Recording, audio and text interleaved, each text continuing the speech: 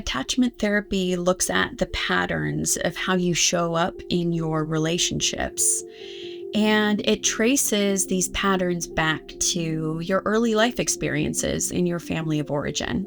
Oftentimes, we're not even aware of how we're replaying dynamics of our childhood in our friendships, in our romantic relationships, and this can have devastating consequences. Attachment is really important because we have to be able to attach well in order to have healthy, long-lasting marriages.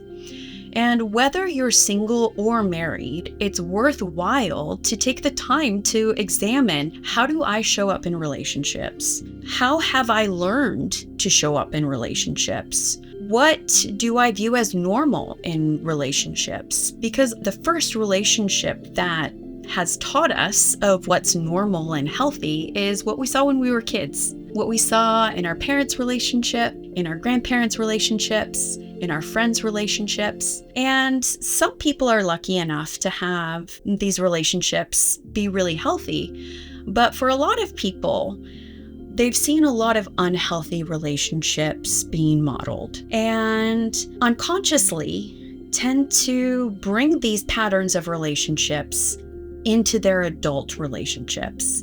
Most people would say that their relationships are the things that are most important to them in their life, and yet they find themselves stuck on this hamster wheel of repeating the same mistakes over and over and over and over again. And if you feel like this is you, it's definitely worthwhile to invest in this exploration so that you can understand where your model of relationship really comes from, and so that you can heal and show up in a healthier, more sustainable relational stance in your relationships moving forward.